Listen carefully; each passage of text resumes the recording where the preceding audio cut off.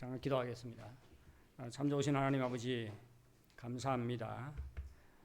우리를 또 예배자로 세워주시고 우리의 찬양과 기도와 경배를 받아주시니 정말로 감사를 드립니다.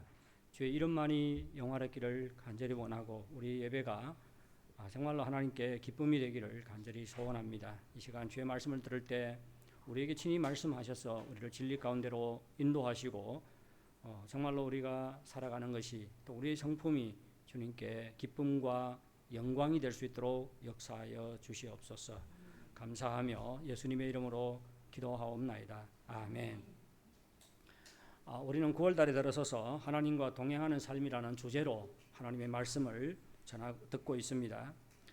우리는 지난 세 번의 주일 동안 에녹과 노아 그리고 미가서의 말씀을 살펴보았습니다.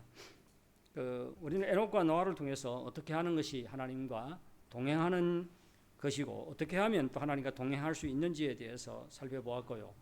그리고 미가서 6장을 통해서는 하나님께서 우리에게 원하시는 것이 바로 하나님과 동행하는 삶이라는 것을 살펴보았습니다. 오늘은 하나님과 동행하는 삶 마지막 설교입니다.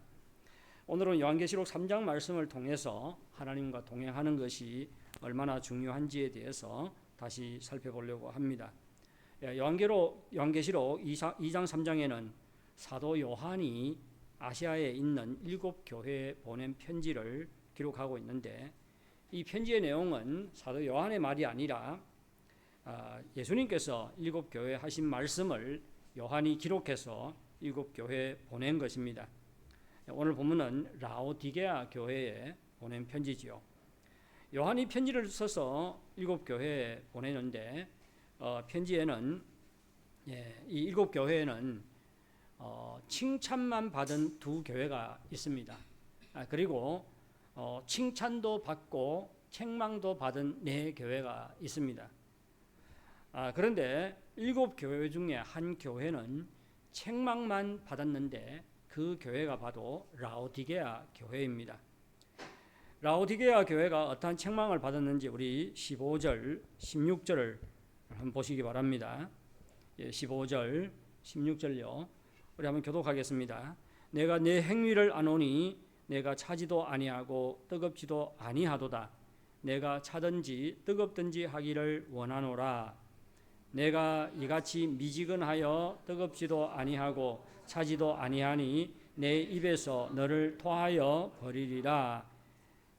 주님께서 지금 무엇을 책망하고 있습니까?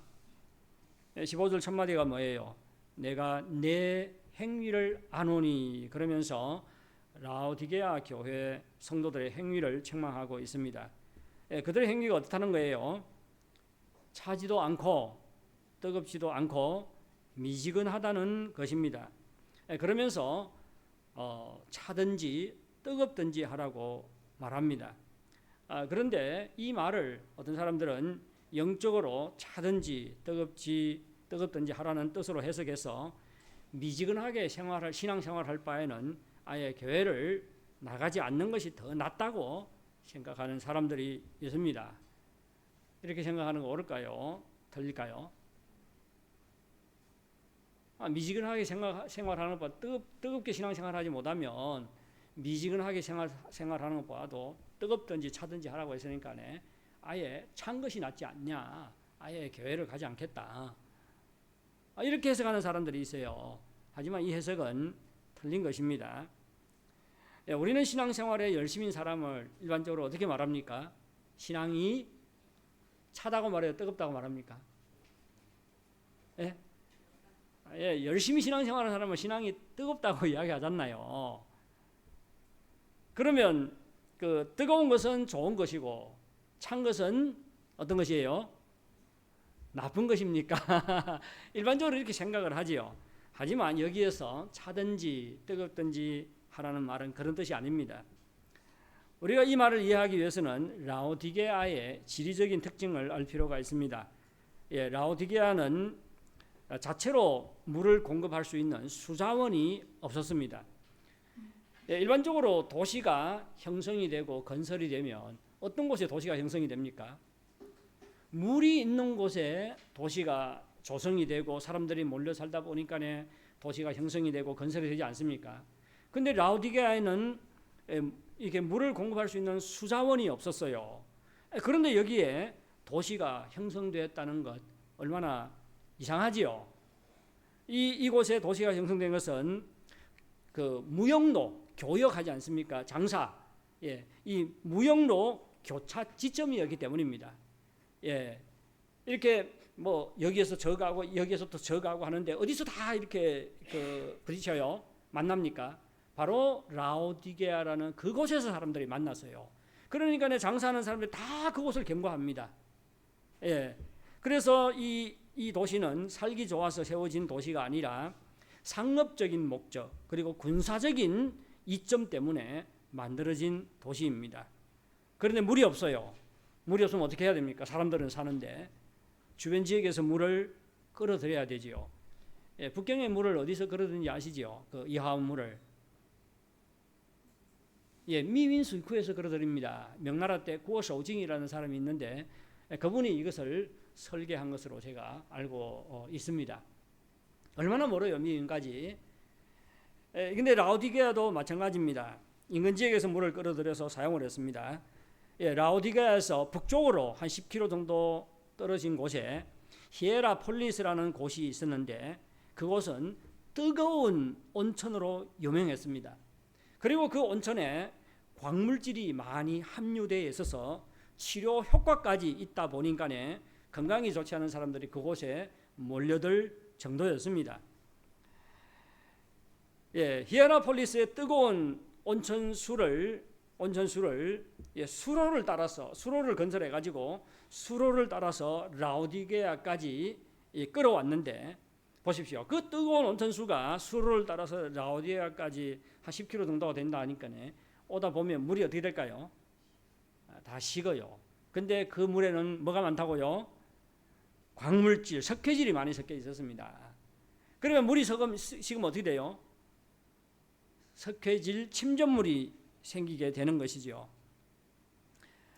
제가 그 대학교 다닐 때 지금은 어떤지 모르겠어요. 기숙사마다 그 뜨거운 물 받는 시설들이 다 있나요?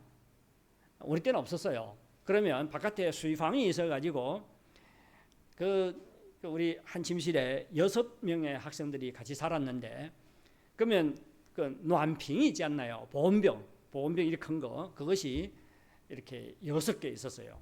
그러면 한 2명이 같이 떨어가지요. 6개 들고 한 사람이 3개씩 들고요. 떨어갑니다. 그리고는 그걸 또 제가 3층에 살았는데 3층까지 이걸 또 물고 막 올라가려면 참 귀찮아요. 그래서 우리는 큰 밧줄을 하나 해가지고 딱 오면 불러요. 그러면 그걸 줄을 내려가지고 거기서 이렇게 물을 길었습니다. 3층에서. 그래서 근데 그 물에 석회질이 많이 이렇게 있었습니다. 그래서 물이 식고 나면 그 보온병에 석회질도 끼기도 하고 그리고 석회질 가루가 이렇게 많이 이렇게 침전물이 생겨요. 그러면 그걸 먹을 수 있어 없어요? 밑에 있는 물은 먹을 수가 없게 되는 것이죠. 라오디게까지 온 물이 그랬습니다. 뜨거웠을 때는 괜찮은데 이 수로를 따라서 라오디게까지 오면 물이 식어서 미지근한 물이 됩니다. 그리고 그 물에는 석회석, 침전물이 가득 차게 되고 그 물은 마시게 되면 어떻게 돼요? 막 구역질이 날 정도였다고 합니다. 그런데 라오디게아에서 동쪽으로 한 16km 정도 떨어진 곳에 골로세라는 곳이 있어요. 골로세 교회 있죠. 골로세 지역이 있었는데 이곳에는 아주 차가운 물 그리고 차갑고 맑은 물로 유명했다고 합니다. 히에라폴리스는 약효가 있는 뜨거운 온천수로 유명했고 골로세는 차고 맑은 물로 유명했습니다. 근데 라오디게아에 있는 물은 어떻게 해요? 차지도 않고 뜨겁지도 않는 미지근한 물이었습니다. 그리고 마시면 토하고 싶을 정도의 물이었습니다. 이러한 배경에서 예수님께서 라오디게아 성도들에게 차든지 뜨겁든지 하라고 말씀하고 있습니다.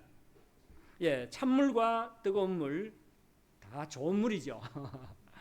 그런데 미지근한 물이 안 좋은 물입니다. 그래서 라오디게아 성도들이 미지근하다고 하는 것은 이런 배경에서 하는 말입니다. 미지근한 물과 비슷해서 물맛이 전혀 나지 않는다는 말입니다. 16절에서는 예수님께서 이렇게 말해요. 내가 너를 토하여 버리리라. 맛이 없으니까 토하여 버릴 정도라고까지 말씀하고 있습니다. 라오디게아 교회 성도들은 뜨겁지도 않고 차지도 않고 미지근했습니다. 근데 이것이 무엇을 뜻하느냐? 우리가 19절에 보면 이런 말씀이 나와요. 내게 뭘 내라? 내게 무엇을 내라?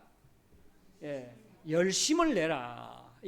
미지근하다는 말은 열심이 없다는 말이죠. 우리 뒤에 가서 그러면 열심이 없다는 말은 또 무슨 뜻인지 한번 살펴보도록 하겠습니다. 미지근하다, 신앙생활에 열심이 없다는 것입니다. 근데 단순히 열심히 섬기지 않는다고 생각해서는 안 돼요. 물론 그것도 포함되지만 그보다 훨씬 폭넓은 개념입니다. 신앙생활에 열심이 없다는 뜻이에요. 여러분의 신앙은 어떻습니까? 예수 믿은 지 오래되다 보니 과거에 있었던 열심 다 사라지고 미지근한 신앙생활을 하고 있는 것은 아닙니까? 지금은 주일에 교회에 나와서 신앙생활 하는 것도 정말로 결단이 필요하지요. 어떤 사람들은 교회에 나와서 신앙생활 하는 것 때문에 여러 가지 불이익을 당할 수도 있습니다. 따라서 지금과 같이 어려운 상황 속에서 주일에 교회에 나와 예배를 드리는 것에 대해서는 정말로 우리가 인정을 해줘야 되고 칭찬하고 격려해야 됩니다. 그렇다고 주일에 예배 드리는 것만으로 만족하고 마음에 주님을 더욱 깊이 알고자 하는 소원도 없고 하나님의 말씀도 사모하지도 않고 평소에 하나님과 전혀 교제를 하지 않는다면 우리는 미지근한 신앙생활을 하고 있는 것입니다. 만일 우리가 신앙생활에 열심이 없이 미지근한 신앙생활을 하고 있다면 절대 현재의 신앙생활에 만족하지 말고 문제의 심각성을 깨달으시기 바랍니다. 주님께서 어떻게 말해요? 토하고 싶을 정도로, 토하고 싶다는 것은 심각하단 말이에요? 심각하지 않단 말이에요? 문제가 심각하다는 말이잖아요. 토하고 싶을 정도로 심각한 문제인 것을 우리는 깨달아야 됩니다.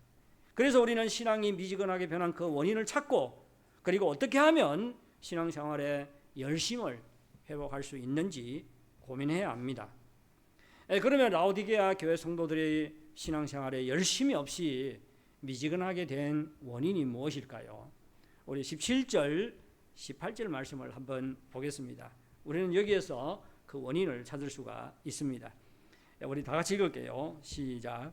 내가 말하기를 나는 부자라 부요하여 부족한 것이 없다 하나 내 공고한 것과 가련한 것과 가난한 것과 눈먼 것과 벌거벗은 것을 알지 못하는도다. 내가 너를 권하노니 내게서 불로 연단한 금을 사서 부요하게 하고 흰옷을 사서 입어 벌거벗은 수치를 보이지 않게 하고 안약을 사서 눈에 발라 보게 하라. 라오디게아 교회 성도들은 자신들에 대해서 어떻게 생각하고 있었습니까? 어떠한 인식을 가지고 있었어요? 그들은 자신들이 뭐라고 합니까? 부자라고 생각했습니다. 그리고 부요했습니다. 부요하여 어느 정도로 부요했습니까? 부족한 것이 없다 생각했습니다. 우리가 바라는 삶이 아니에요. 자이후 뭡니까? 自由라고 하지요.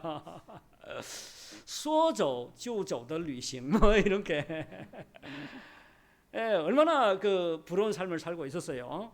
아마 스스로도 그렇게 생각했을 것입니다. 부요했습니다. 부자라고 생각했어요. 부족한 것이 없다고 생각했습니다. 그러니까 스스로에 대해서 만족하며 살았을까요? 만족하지 않았을까요? 아주 자신의 삶에 대해서 만족하며 살았습니다. 아무것도 부족함을 느끼지 못할 정도로 부요했습니다. 라오디게아 사람들은 물질적으로는 참으로 부요했다고 합니다. 우리가 앞에서 살펴본 것처럼 라오디게아는 그 무역로, 교역로의 교차점에 있대 보니까 누구가 지나갔습니까? 장사꾼들이 꼭 거쳐가는 곳이었지요. 장사꾼들이 거쳐가면 무슨 일이 생겨요? 소비를 하지 않습니까? 돈을 바꾸지 않습니까? 그렇지요. 뭐 물류가 생기지요. 그래서 그곳이 라오디게아는 금융 중심지가 되었다고 합니다. 그렇다 보니까 뭐 돈들이 뭐 끊임없이 라오디게아에 흘러든 것이지요. 그리고 라오디게아는 안약을 만들어서도 많은 부를 창조했다고 합니다. 주후 60년에 이 소아시아 지역에 큰 지진이 일어났어요. 그렇다 보니까 도시들이 많이 파괴가 되었습니다. 라오디게아도 마찬가지입니다. 그때는 로마 제국이잖아요. 그래서 로마 당국에서 도시를 이렇게 재건설을 해야 되는데 복구비가 필요하잖아요. 그래서 이렇게 지진이 일어난 도시에 로마 그 당국에서 재정 지원을 합니다. 재정 지원을 해요. 그때 라오디게아가 우리는 재정 지원을 받을 필요가 없다고 거절을 합니다. 이런 사람들 보면 뭐라 그래요? 차이다. 치추라고 하죠. 중국말로. 우리는 그 돈 필요 없어요. 우리 스스로 하겠습니다. 돈이 얼마나 많았으면 지진이 일어나가지고 막 도시가 폐허가 됐는데 그 도시를 건설하는데도 돈이 필요 없다고 말하겠습니까? 그만큼 라오디게아는 부요한 지역이었습니다.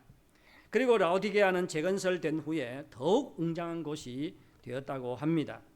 우리는 이 사실을 보아도 그들이 얼마나 부요하게 살았는지를 알 수가 있습니다.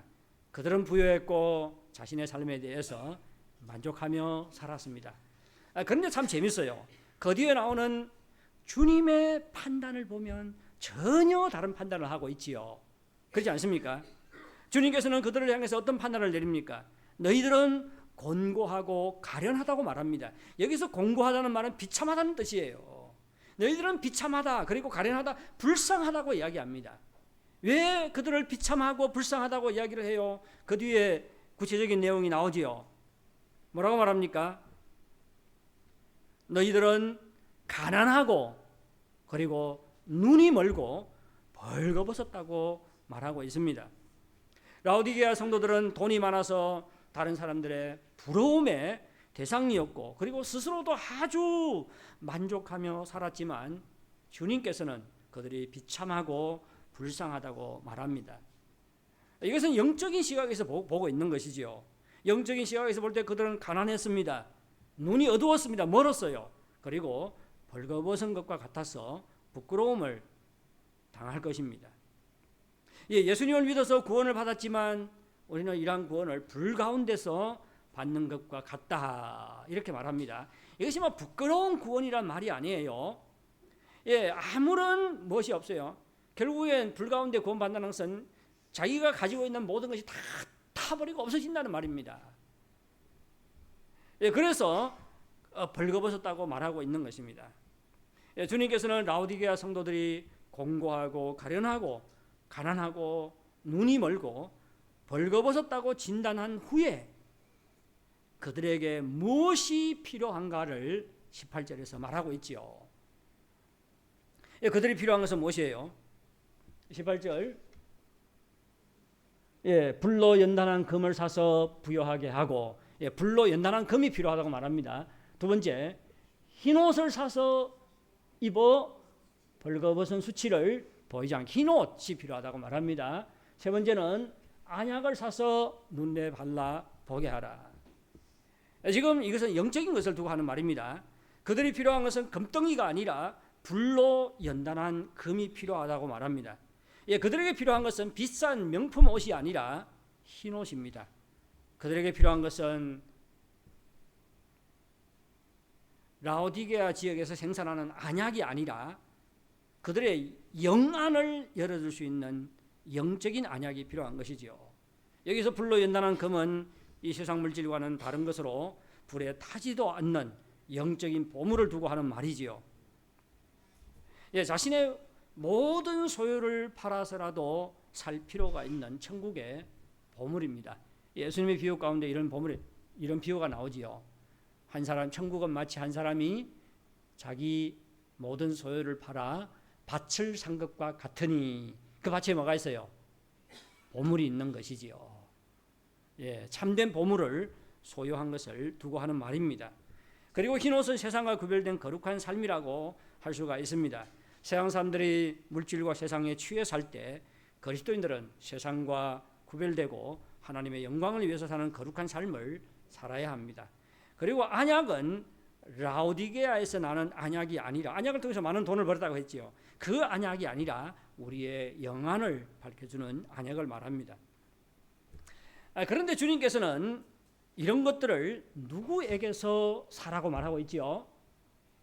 예? 예. 너를 권하노니 누구에게서 사라? 내게서 사라고 말하고 있지요.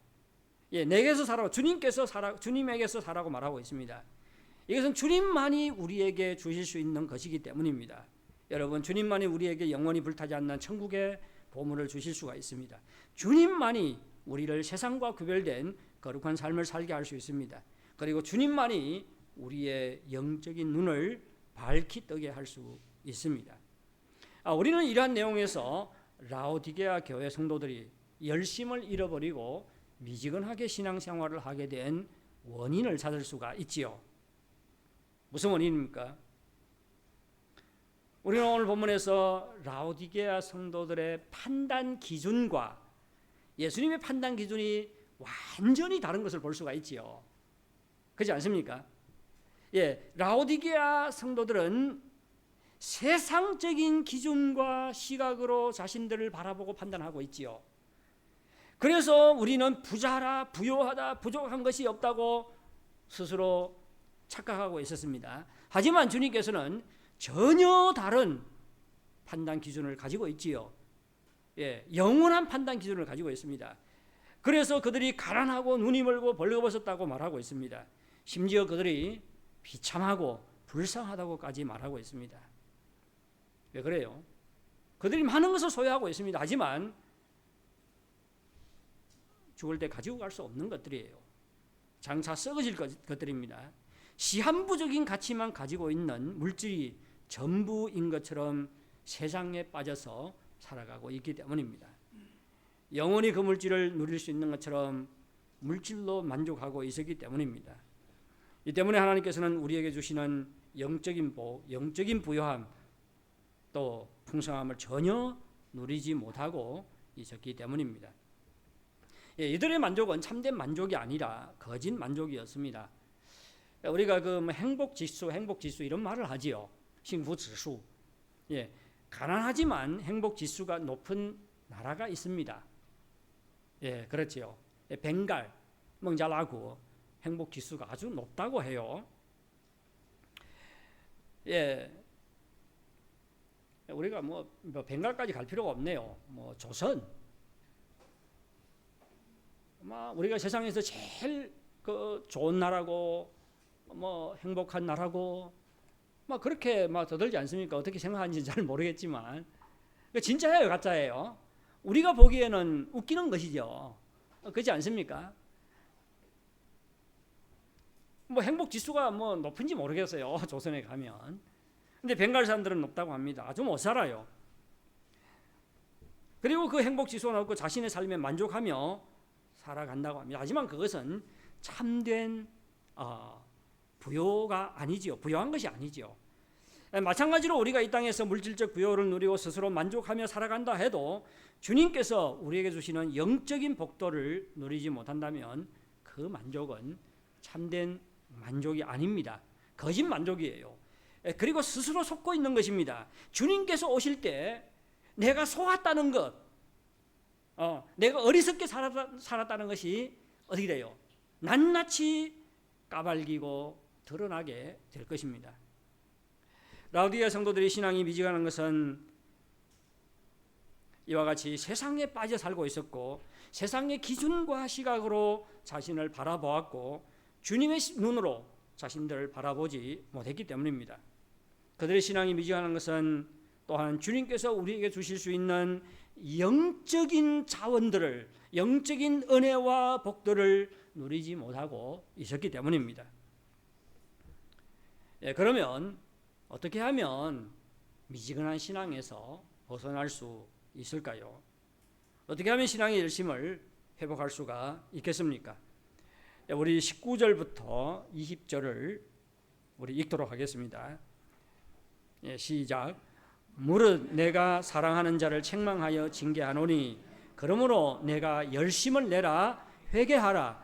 볼지어다 내가 문 밖에 서서 두드리노니 누구든지 내 음성을 듣고 문을 열면 내가 그에게로 들어가 그와 더불어 먹고 그는 나와 더불어 먹으리라. 네. 우리 그 19절 보면 이렇게 말해요. 무릇 내가 사랑하는 자를 책망하여 징계하노니 그러므로 내가 무엇을 내라? 열심을 내라고 말합니다. 주님께서는 우리가 열심을 내기를 원하지요. 그렇다면 신앙의 열심이 회복되는 것이 우리의 간절한 소원이 되어야 합니다.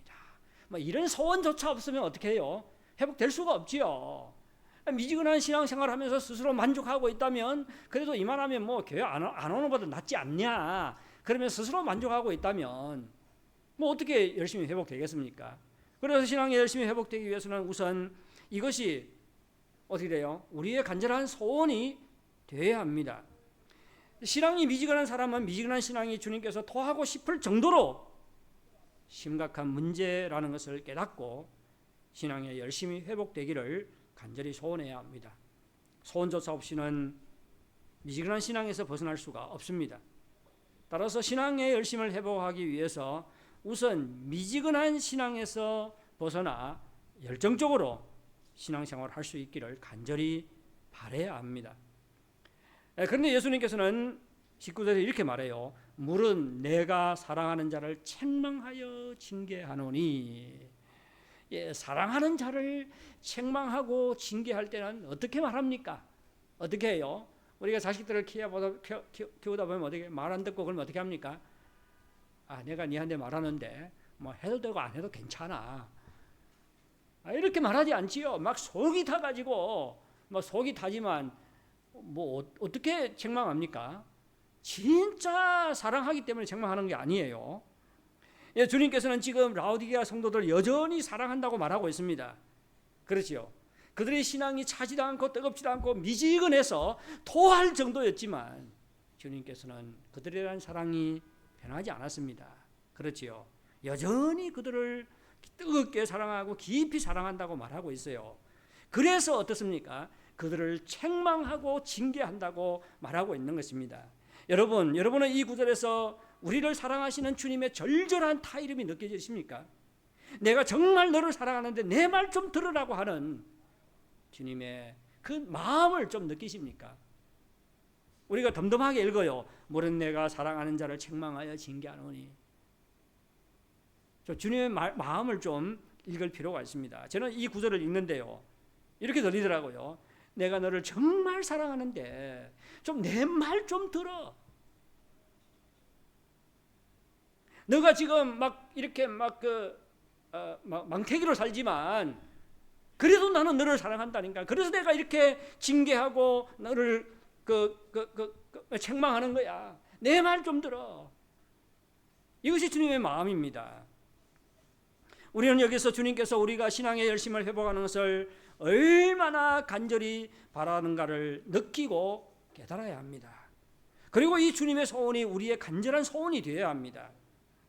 우리 마음에 이러한 소원을 품는 것은 회복의 첫 걸음입니다. 그런데 신앙의 열심을 회복하는 것이 단순히 열심히 섬기라는 말이 아니에요. 열심히 섬겨야 되지요. 하지만 주님께서는 열심히 섬기라고 말씀하지 않고 예수님 자신에게 예수님 자신에게 열심을 내라고 말하고 있습니다. 그렇죠? 예수님 자신에게 열심을 내라는 것은 무슨 말입니까? 예수님을 가까이 하라는 것이고 예수님을 사랑하는 것이 하라는 것이고 예수님께 순종하라는 것이고 예수님께 충성하라는 것이 아닙니까? 예수님과의 관계에 좀 열심을 내라는 것이지요. 부부가 있는데 뭐 그 아내는 남편을 뜨겁게 사랑해요. 근데 뭐 남편은 완전히 개닭보듯하다. 뭐 그렇게 아내를 취급하면 얼마나 그 아내가 속상하겠습니까? 그렇지 않아요?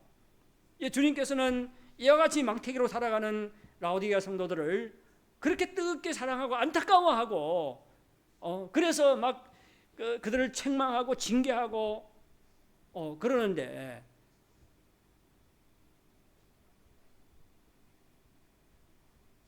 우리가 덤덤하게 미지근하게 살아간다면 이것은 심각한 문제가 아닐 수가 없습니다. 우리는 주님께 열심을 내야 합니다. 주님을 가까이 하고 주님을 더욱 알기를 소원하고 주님을 닮기를 원하고 주님께 순종하고 주님께 충성하기를 원해야 합니다. 이것이 주님께 대한 열심이에요. 우리가 왜 이런 열심을 내야 되는지 뒤에 가면 우리가 더 분명하게 알 수 있습니다. 이런 소원을 가지고 있어야 될 뿐만 아니라 열심을 내라. 두 번째 하는 말이 뭡니까? 회개하라고 말하고 있습니다. 아이고, 이것도 회개할 일인가 생각할 수가 있죠. 뭐 교회 꼬박꼬박 나오고 물론 뭐 뜨겁게 신앙생활을 하지 못하지만 그래도 뭐 신앙을 버리지 않고 신앙생활 잘하고 있는데 뭐 회개까지 하라니. 왜 회개하라고 하는지 우리가 볼 수가 있어요. 우리가 앞에서 보았다시피 미진하게 신앙생활을 이어가는 것은 괜찮은 것이 아니라고 말하죠. 주님께서 입에서 토하고 싶을 정도로 신앙이 병들었고 심각한 문제라고 말하고 있습니다. 그래서 주님께서는 단순히 고치라고 말하지 않고 회개하라고 말하고 있어요. 우리가 회개하고 주님께 열심을 내야 하는 것은 우리 주님이 우리에게 열심을 내시고 뜨겁게 사랑하는 분이기 때문입니다. 14절 보십시오. 14절에서 어떻게 말씀하시는지. 우리 14절 우리 다 같이 읽도록 하겠습니다. 14절에 보면 이러한 부탁을 하기 전에 먼저 자신이 어떠한 분이라는 것을 말해주고 있어요. 14절 다 같이 읽게 시작. 라오디게아 교회 사자에게 편지하라. 아멘이시요 충성되고 참된 증인이시요 하나님의 창조의 근본이신 이가 이르시되, 창조의 근본이신이라는 말은 창조를 있게 하신 분이지요. 창조주입니다. 그런데 그 앞에 보면 아멘이시요, 참 이상한 말이 나오지요. 아멘이다는 말은 예수님께서 이런 말을 자주 해요. 내가 진실로 진실로 너희에게 이르노니. 이 진실로 진실로가 아멘 아멘입니다. 원문에서요. 그래서 저는 이 아멘을 진실한 분이다, 거짓이 없는 진실한 분이다, 이런 뜻으로 이해하는 것이 좋을 것이라는 생각이 듭니다. 그 뒤에 충성되고는 우리 헬라어로 피스토스라는 말인데 이거는 믿을만하고 신실하고 충성하면 어떻습니까? 충성스러우면 믿을만하고 신실하잖아요. 충성을 하신 분입니다. 주님께 하나님께 충성을 한 분이고 또 누구에게 충성한 분이에요? 우리에게도 충성을 다 바친 분입니다. 부모들이 자식을 위해서 충성을 다 하잖아요. 그렇지 않아요? 충성을 다 합니다. 그것을 두고 한 말이에요. 그리고 참된 증인이라, 참되는 진리라는 뜻도 가지고 있는데 저는 이게 충성이라는 말요. 주님께서는 정말로 충성스러운 증인이지요. 참된 증인입니다. 충성스러운 증인이에요. 우리 주님은 진실하신 분이고 충성스럽게 섬기셨고 우리에게 하나님의 사랑, 천국을 증거하신 참된 증인입니다. 주님은 우리를 위해서 자신의 목숨까지 내놓으셨습니다. 이것이 우리를 향한 주님의 사랑이고 주님의 열정이고 주님의 열심입니다. 우리를 구원하기 위해서 주님께서는 자신의 모든 것을 아끼지 않고 우리를 위해서 내어주셨습니다. 이렇게 우리를 향해서 열심과 충성과 열정을 가지고 계신 분이 지금 우리에게 뭘 요구하고 있어요? 좀 미지근하게 나를 대하지 말고 좀 열심을 가지고 나를 대하라고 요구를 하고 있습니다. 뜨겁게 남편을 사랑하는 아내가 남편에게 좀 개닭 보듯 하지 말고 어떻게 하라? 좀 당신도 좀 열심을 가지고 좀 나를 대해줬으면 좋겠다, 그런 요구를 하고 있는 거예요. 이런 주님 앞에 우리를 위해서 자신의 모든 것을 아끼지 않고 우리를 위해서 내어주신 주님 앞에 미지근하게 신앙생활 하는 것이 괜찮다고 생각하십니까? 주님께서 우리를 뜨겁게 사랑하고 우리를 위해서 모든 열정을 쏟아 부으셨는데 어떻게 주님께 열심을 내지 않아도 되겠습니까? 여러분이 신앙이 미지근하다고 생각되면 문제의 심각성을 깨닫고 속히 회개하시기 바랍니다.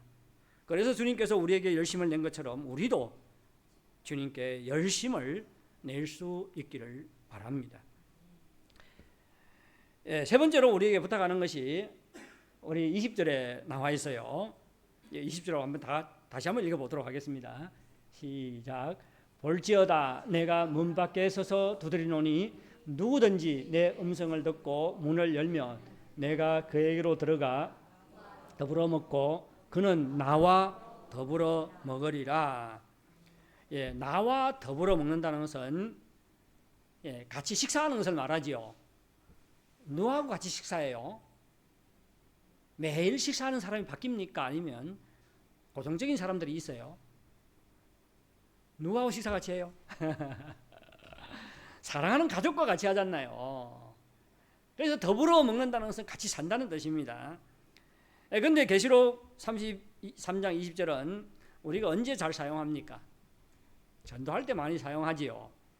믿지 않는 사람에게 예수님을 믿으라고 영접하라고 할 때 예수님이 내 문 밖에서 문을 두드리고 있어. 그러니까 내 마음 문을 열고 예수님을 영접해. 이렇게 말하지 않습니까? 이렇게 말해도 틀리지 않아요. 근데 이 구절은 믿지 않는 사람에게 주신 말씀이 아니라 라오디게아 교회 성도들에게 주신 말씀입니다. 이미 예수님을 믿었어요. 그렇지요? 예수님을 믿은 사람들에게 마음 문을 열라고 말합니다. 그리고 마음 문을 열면 주님께서 우리 안에 들어와 우리와 더불어 먹겠다고 하십니다. 우리는 여기서 라오디게아 교회 성도들이 어떻게 신앙생활을 했는가를 엿볼 수가 있지요. 그들은 예수님을 믿었습니다. 그런데 주님께서 그들의 삶의 안에 있어요, 바깥에 있어요. 울타리를 딱 쳐놓고 여기는 내 장소. 주님은 어디 있습니까? 안에 있습니까? 바깥에 있습니까? 문 바깥에 있어요. 내 삶의 바깥에 있습니다. 그러다 보니까 내 삶에 간섭을 못하지요. 나는 어때요? 내 삶의 영역에서만 살아갑니다. 이 말은 무슨 뜻이에요? 예수님을 믿었어요. 그런데 주님께서 그들의 삶의 바깥에 있습니다. 그들의 삶 속으로 들어가지 못하고 있어요. 다른 말로 표현하면 라오디게아 성도들의 삶에는 주님이 있었어요? 없었어요? 없었습니다. 예수님을 믿는데 그들의 삶에는 주님이 없었어요. 다른 말로 표현하면 그들은 주님과 전혀 상관없이 살고 있었던 것입니다. 주님과 상관없이 살아가는데 어떻게 신앙이 미지근해지지 않겠습니까? 여러분, 여러분의 삶에는 주님이 계십니까? 여러분은 주님과 더불어 먹고 주님과 더불어 살아가십니까? 아니면 주일에 교회 와서 예배만 드리고 평소에 살면 주님과 전혀 상관없이 살아가고 있지는 않은지요? 만일 우리가 평소에 주님을 생각하지도 않고 주님의 간섭을 받지도 않고 그렇게 살아간다면 우리는 주님과 더불어 사는 것이 아닙니다. 여러분, 주님은 친구처럼 우리와 동행하시기를 원할 뿐만 아니라 정말로 집식구처럼 우리와 더불어 살기를 원합니다. 주님과 상관없이 살고 있다면 주님을 여러분의 삶에 받아들이시기 바랍니다. 여러분의 삶의 울타리 안으로 받아들이시기 바랍니다. 그래서 주님의 말씀을 듣고 주님의 영향을 받고 주님의 간섭을 받으며 사시기 바랍니다. 주일에 교회 와서 주님과 데이트 한번 하는 것으로 만족하지 마시기 바랍니다. 주님과 별거 하지 마시기 바랍니다. 주님과 더불어 먹고 마시며 사시기 바랍니다. 이때 우리는 미지근한 신앙에서 벗어나서 신앙의 열심을 회복할 수가 있습니다. 한 중동에서 선교하는 분이 계셨어요. 한국 분입니다. 거기서는 복음을 전하다가 붙잡히면 감옥에 갇히고 또 죽임을 당할 수도 있는 아주 위험한 지역이었어요. 야, 저는 그런 데 가서 복음을 전하는 사람들을 보면 참 대단하다는 생각이 들어요. 어떤 분이 이 선교사에게 물었습니다. 선교사님, 두렵지 않습니까? 그래 물었대요. 선교사님이 이런 대답을 하더래요. 붙잡혀서 죽는 것은 두렵지 않습니다. 이런 각오를 하지 않았다면 여기까지 올 수 있겠습니까? 이런 대답을 하더래요. 그런데 그 뒤에 무슨 대답을 하는가 하면, 하지만 저에게도 두려운 것이 있습니다. 무엇이에요? 하나님의 임재를 느끼지 못할까 봐 두렵습니다. 여러분, 그 위험한 지역에서 복음을 전하며 사는 자에게 가장 필요한 것은 무엇이지요? 하나님의 함께 하심입니다. 하나님의 임재를 느끼는 거예요. 하나님과 더불어 사는 것입니다. 그렇게 살지 못할까 봐 지금 두렵다고 말하고 있는 것입니다. 다윗도 비슷한 고백을 했지요. 죄를 범한 다음에 시편 51편 11절을 보면 주님 앞에 회개를 합니다. 그런 다음에 이런 고백을 하여 나를 주 앞에서 쫓아내지 마시며 주의 성령을 내게서 거두지 마옵소서. 나를 주 앞에서 쫓아내지 마시며.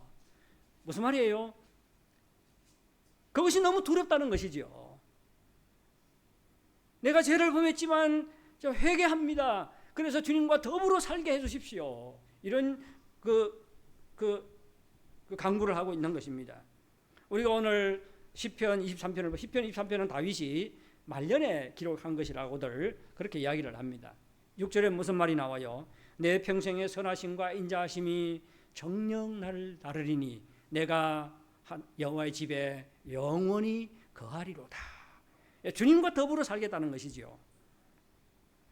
우리가 주님과 더불어 살면 열심을 회복할 수 있는 것은 우리와 함께 하시는 주님께서 우리를 위로하시고 우리에게 힘 주시고 능력을 주시고 우리를 도와주시기 때문입니다.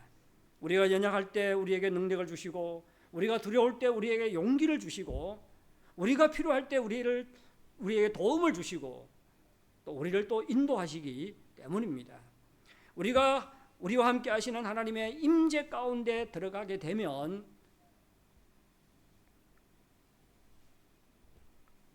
신앙의 열심을 회복할 수가 있습니다. 사랑하는 여러분, 정말로 회개하고 주님과 더불어 삶으로 영적으로 풍성하고 부요한 삶을 누리시기를 바랍니다. 그래서 신앙의 열심을 회복함으로 하나님께 기쁨이 되시기를 바랍니다. 우리 찬송가 436장을 함께 부르겠습니다. 나 이제 주님의 새 생명 얻은 몸. 마지막에 보면 영생을 누리며 주 안에 살리라. 오늘도 내일도 주 함께 살리라. 이 가사의 고백이 우리의 마음의 고백이 될 수 있기를 바랍니다.